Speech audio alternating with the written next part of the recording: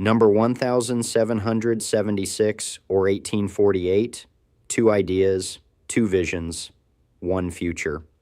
Prologue. The world before the Revolution. In the spring of 1774, a ship's captain standing on the deck of a vessel crossing the Atlantic could look east toward a world that had not fundamentally changed in 500 years, and west toward one that was about to change forever. He could not have known this. Almost no one could. History rarely announces itself in advance. It arrives quietly in taxes and pamphlets and small acts of defiance long before it arrives in armies. To understand what happened in Philadelphia in 1776 and 72 years later in London in 1848, it is necessary first to understand the world that produced both. It was a world built almost entirely on inherited authority. Kings ruled because their fathers had ruled. Bishops blessed the arrangement. Peasants worked land they did not own, paid rents they did not set, and lived lives whose shape had been decided for them before they were born. This was not considered oppression by most of the people living inside it. It was simply how the world worked. It had always worked this way, as far as anyone could remember, and there was no serious expectation that it would ever work differently. Europe in the Age of Kings. By the middle of the 18th century, Europe was a continent of monarchies, and nearly all of them claimed the same justification for their power, that it came from God. The theory had a name, the divine right of kings, and it was not a metaphor. Louis XV of France did not merely rule France. In the theology of his court, he was France, and to question his authority was to question the order God himself had established.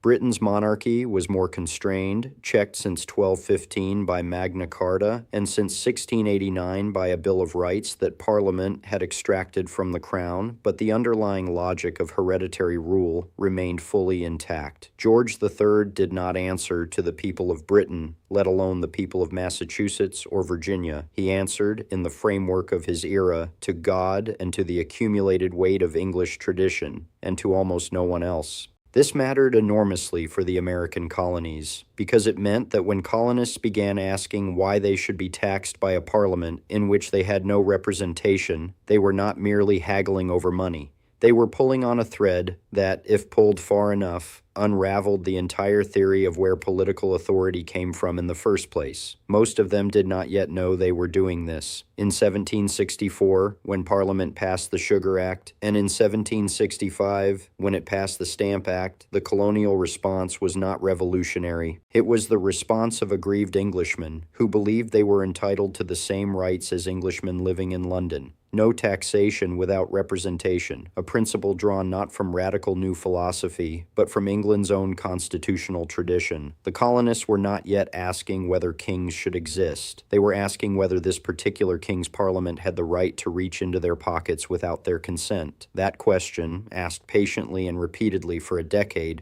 would prove to be the beginning of something its askers did not fully anticipate. The colonies, neither wilderness nor nation.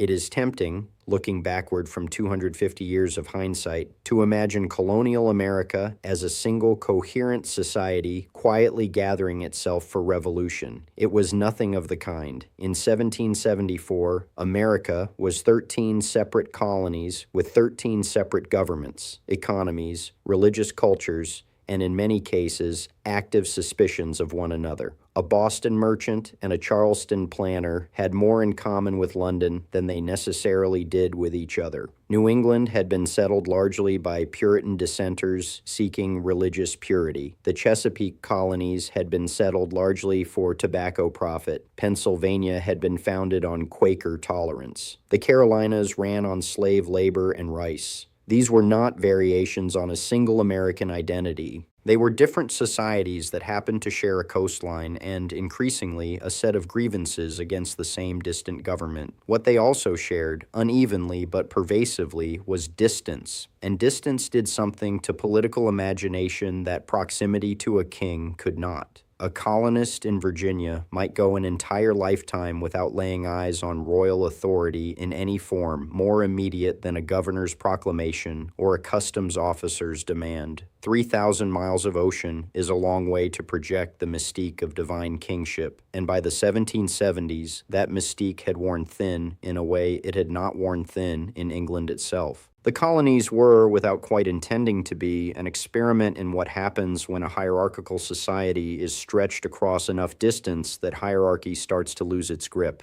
The Enlightenment arrives in the colonies.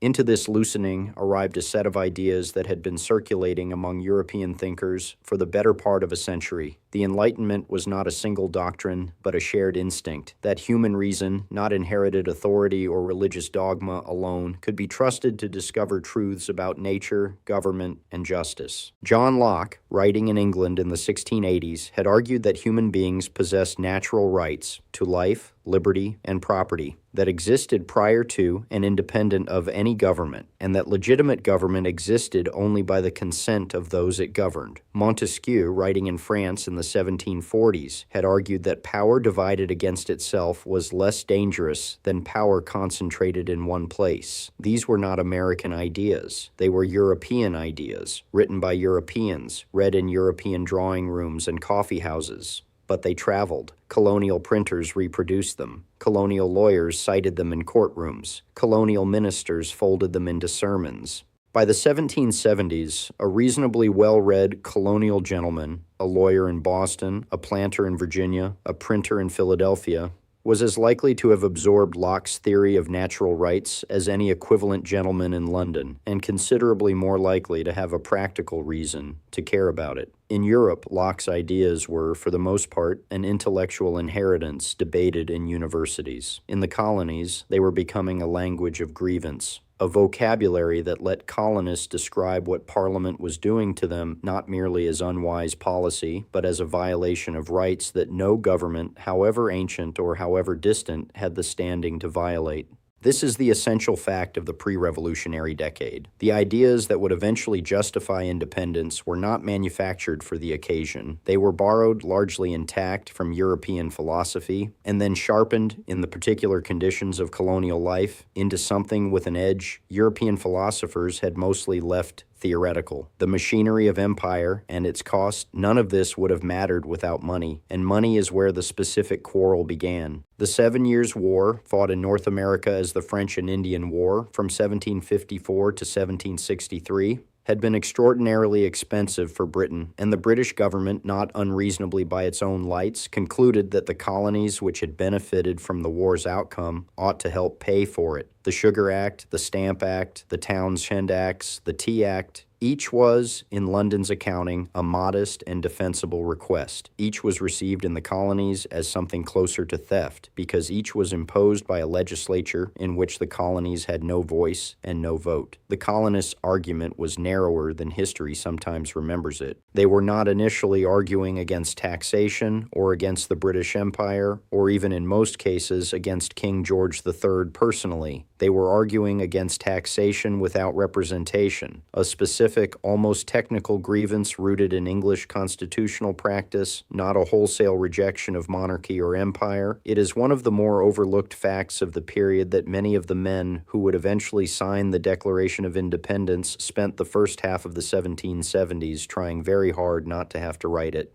Petitions were sent, boycotts were organized, committees of correspondence exchanged careful, lawyerly complaints. As late as 1775, after fighting had already broken out at Lexington and Concord, the Continental Congress sent King George a document, the Olive Branch Petition, asking him to intervene with his own parliament on the colony's behalf. He declined even to read it. That refusal mattered. It suggested to a colonial leadership that had spent a decade looking for a way to stay inside the empire that there might not be one, a world still unaware of what was coming. It is worth pausing on how little any of this looked like revolution to the people living through it, at least at first. There was no single moment when colonial Americans decided collectively to overthrow their government. There was instead a long accumulation of smaller decisions: to boycott tea, to convene a Congress, to arm a militia, to draft a petition, to draft another petition.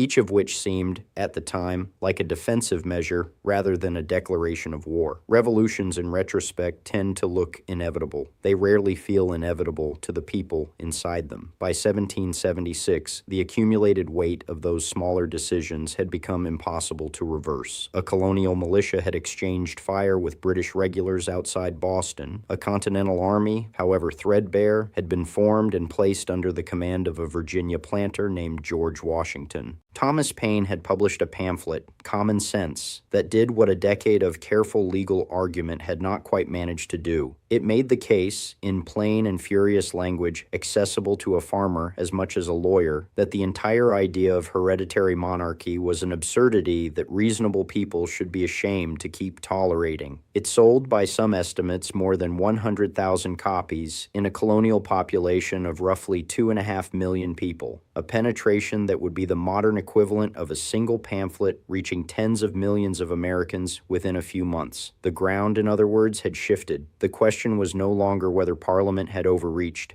The question was whether the entire relationship between the colonies and the Crown could or should continue at all. It was into this moment, a world of kings who ruled by inherited right, colonies stretched thin across an ocean and thinner still in their patience, and a set of European ideas about natural rights and government by consent that had found almost by accident their most fertile ground 3,000 miles from where they were written, that a group of men began gathering in Philadelphia in the spring and summer of 1776. They did not yet know what they were about to write. They knew only that the world they had inherited no longer seemed to fit the one they were beginning to imagine.